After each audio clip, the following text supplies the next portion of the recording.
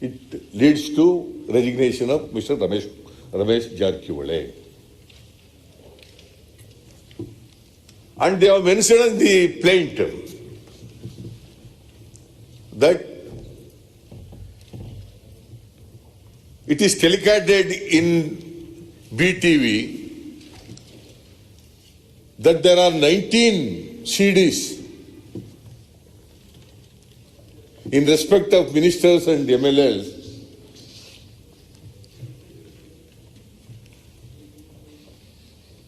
and they may be released, they may be telecasted, they may be reported.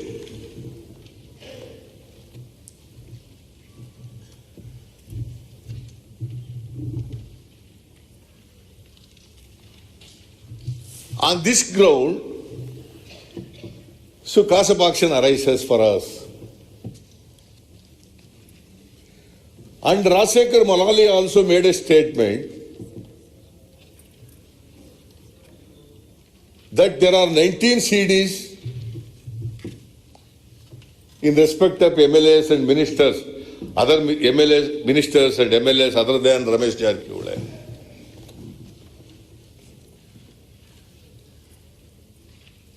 So it is mentioned in the plaint.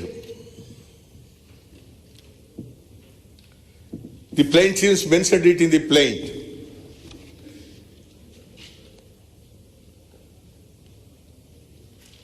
So it is a kalpita.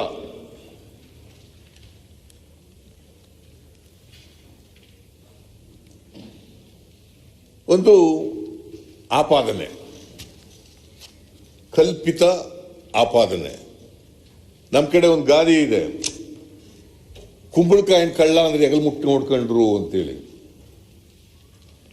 ಬೆನ್ ಮುಟ್ಕೊಂಡ್ರು ಎಗಲ್ ಮುಟ್ಟು ನೋಡ್ಕೊಂಡ್ರು ಅಂತ. ನಮ್ಮ ಕಡೆ ಹಳ್ಳಿನಲ್ಲಿ ಎಗಲ್ ಮುಟ್ಟು ನೋಡ್ಕೊಂಡ್ರು ಅಂತ. ಎಗಲು ಕುಂಬಳಕಾಯಿನ ಕಳ್ಳ ಅಂದ್ರೆ ಎಗಲ್ ಮುಟ್ಟು ನೋಡ್ಕೊಂಡ್ರು.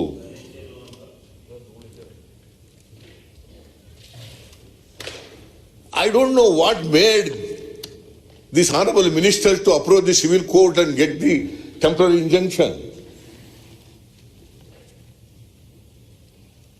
If they are clear in their mind, they have not done anything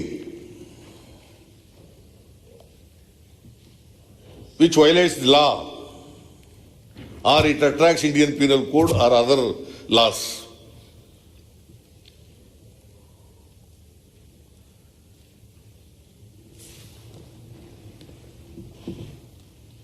Without any evidence or provocation, they filed the suit and got the temporary injunction.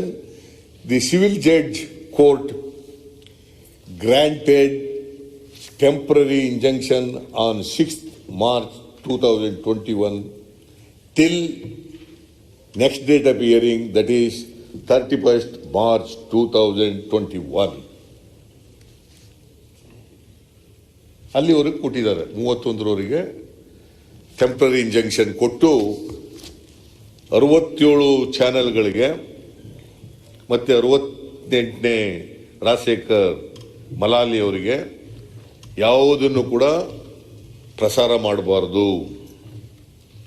ಅದು ಪ್ರಿಂಟ್ ಮೀಡಿಯಾ ಇರ್ಬೋದು, ಟೆಲಿವಿಷನ್ ಇರ್ಬೋದು, ಸೋಷಿಯಲ್ ಮೀಡಿಯಾ ಇರ್ಬೋದು, YouTube ಇರ್ಬೋದು, ಯಾವುದೇ ಪ್ರಸಾರ ಮಾಡ್ತಕ್ಕಂಥದ್ದು ಯಾರು ಕೂಡ ಮಾಡಬಾರದು ಅಂತೇಳಿ ಮಾಡಿಬಿಟ್ಟಿದ್ದಾರೆ. The freedom of expression is given under Article 19 of the Indian Penal Code.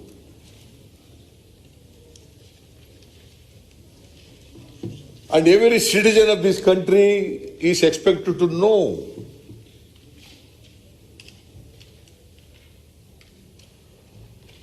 what their representatives are doing in the assembly and in the parliament or in the government. It is the right. ಅವ್ರು ಏನು ಹೇಳಿದ್ದಾರೆ, injection ಕೊಡದೆ ಹೋಗ್ಬಿಟ್ರೆ ನಾವು ನಮ್ಮ ಕ್ಷೇತ್ರದಲ್ಲಿ ಜನಸೇವೆ ಮಾಡ್ಕೊಂಡಿದ್ದೀವಿ, ಮಂತ್ರಿಗಳಾಗಿ ಜನಸೇವೆ ಮಾಡ್ಕೊಂಡು ಬಂದಿದ್ದೀವಿ, ರಾಜ್ಯದಲ್ಲಿ ನಮಗೆ ಒಳ್ಳೆ ರೆಪ್ಯುಟೇಷನ್ ಇದೆ, ಇದೆಲ್ಲ ಮಣ್ಣು ಪಾಲಾಗ್ಬಿಡ್ತದೆ, ತೇಜೋವಧಿ ಆಗ್ಬಿಡ್ತದೆ ಅಂತೇಳಿ ಅವರು ಇಂಜೆಕ್ಷನ್ ಅನ್ನು ತಗೊಂಡಿರ್ತಕ್ಕಂಥದ್ದು. ನನಗೆ ಇವರು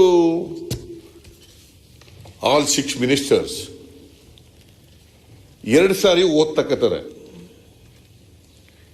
ಎಸ್ MLA ಓದ್ತಕ್ಕಂತಾರೆ, ಎಸ್ ಮಿನಿಸ್ಟರ್ ಓದ್ತಕ್ಕಂತಾರೆ. I will discharge my duties as a minister without fear and ಯಾವುದೇ ನಮಗೆ ಎಂಥದು ಭಯ,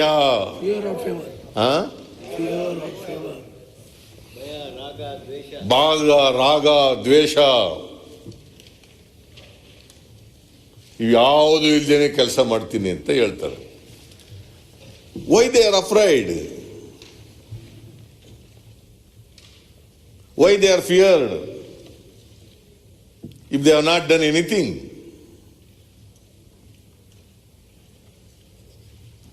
Why they have approached the court seeking the protection from the court?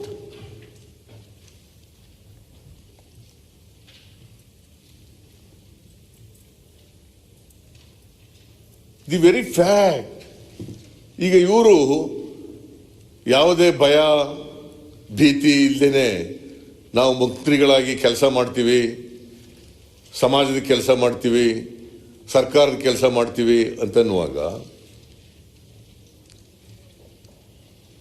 ಭಯ ಯಾಕೆ ಇವರಿಗೆ? ಇವರು ಜನರಿಗೆ ಹೆಂಗೆ ರಕ್ಷಣೆ ಕೊಡ್ತಾರೆ? ಇವರು ಅವ್ರ ಕ್ಷೇತ್ರದ ಜನರಿಗೆ, ರಾಜ್ಯದ ಜನರಿಗೆ ಹೆಂಗೆ ರಕ್ಷಣೆ ಕೊಡ್ತಾರೆ? ಅವ್ರಿಗೆ ರಕ್ಷಣೆ ಇಲ್ಲ ಅಂತ ಭಯದಿಂದ ಇರುವಾಗ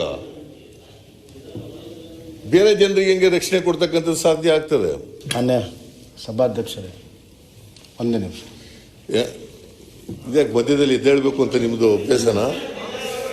ಅಲ್ಲ, ಮಾತಾಡ್ಲಿ ಪಾಪ, ನಂದೇನು ತಕರಾರಿಲ್ಲ, ಮಾತಾಡಿ. ಮಾನ್ಯ ಸಭಾಧ್ಯಕ್ಷರೇ, ಸನ್ಮಾನ್ಯ ವಿರೋಧ ಪಕ್ಷದ ನಾಯಕರು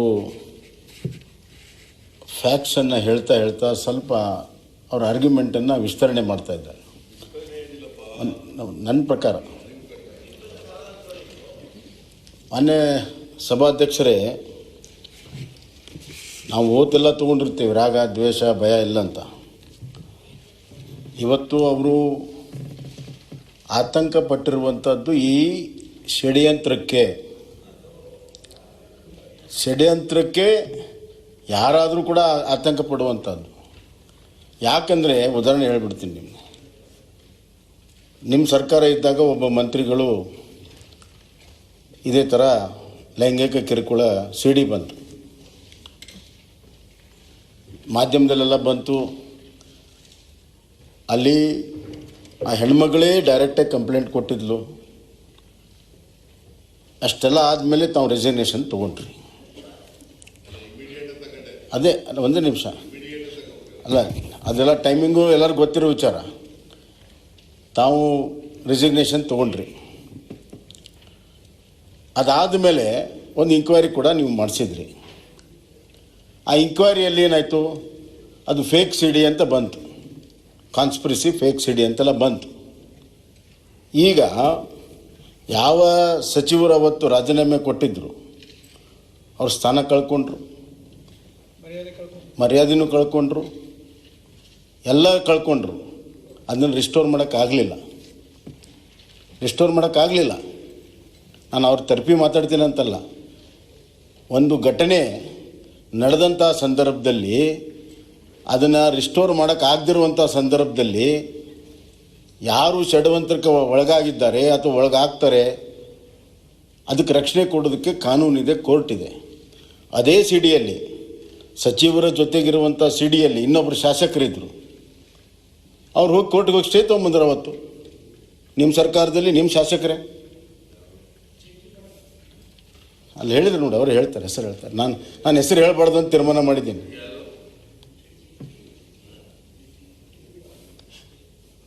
ಅವರೇ ಹೋಗಿ ಕೋರ್ಟಲ್ಲಿ ಸ್ಟೇ ತೊಗೊಂಬಂದರು. ಯಾಕಂದರೆ ಈ ಒಂದು ಷಡ್ಯಂತ್ರದಲ್ಲಿ ನಾನು ಭಾಗಿಯಾಗಿದ್ದೇನೆ ಅಂತ ಅವ್ರಿಗೆ ಆತಂಕ ಬಂತು. ಕುಂಬಳಕಾಯಿ ಕಳ್ಳ ಅಂತ ಹೆಗಲ್ಮಟ್ಟು ನೋಡ್ಕೊಳ್ಳೋ ಪ್ರಶ್ನೆ ಯಾವಾಗ ಇರಲಿಲ್ವಾ? ಹೀಗಾಗಿ ಒಂದು ಘಟನೆ ಆದಾಗ ಅದರ ಪರಿಣಾಮಗಳು ಸುತ್ತಲೇನಾಗ್ತಿದೆ ಅನ್ನುವಂಥದ್ದು ಇಡೀ ಸಮಾಜಕ್ಕೆ ಗೊತ್ತಿದೆ, ನಮಗೂ ಗೊತ್ತಿದೆ. ಅದಕ್ಕಾಗಿ ಆ ಷಡ್ಯಂತ್ರಕ್ಕೆ ರಕ್ಷಣೆ ತೆಗೆದುಕೊಳ್ಳೋ ಸಲುವಾಗಿ ಕೋರ್ಟ್ನಲ್ಲಿ ಕಾನೂನು ಪ್ರಕಾರ ಅಧಿಕಾರ ಇದೆ, ಆ ಅಧಿಕಾರನ ಅವ್ರು ಚಲಾಯಿಸಿದ್ದಾರೆ. ತಪ್ಪೇನಿದೆ? ಹಂಗಂದ್ರೆ ಎಲ್ಲರೂ ಈ ಥರ ಫೇಕ್ ಸಿಡಿ, ಫ್ಯಾಬ್ರಿಕೇಟೆಡ್ ಸಿಡಿ ಮಾಡ್ತಾ ಹೋದರೆ ನಾಳೆ ನಮ್ಮ ಮೇಲೂ ಬರ್ಬೋದು, ಅವ್ರ ಮೇಲೂ ಬರ್ಬೋದು, ಯಾರ ಮೇಲೂ ಕೂಡ ಬರ್ಬೋದು. ಸೀನಿಯರ್ ಇದು ಮೆಂಬರು ಇನ್ನ ಪ್ರೆಸೆಂಟ್ ಮಾಡ್ತಾ ಇದ್ದಾರೆ. Still we are presenting. ಅವ್ರಿಗೆ ಬೇಕಾದಷ್ಟು ಅವಕಾಶ ಇದೆ ಉತ್ತರ ಕೊಡಕ್ಕೆ, ಏನ್ ಬೇಕಾದ್ರೂ ಹೇಳಕ್ ಅವಕಾಶ ಇದೆ. Is a minister, treasury bench ಅಲ್ಲಿ ಇದ್ದಾರೆ, ನಾವು ಅಪೋಸಿಷನ್ ಪಾರ್ಟಿಲಿ ಇದ್ದೀವಿ. ಮಾತಾಡಕ್ಕೆ ಬಿಡಿ, ಆಮೇಲೆ you just come to a conclusion.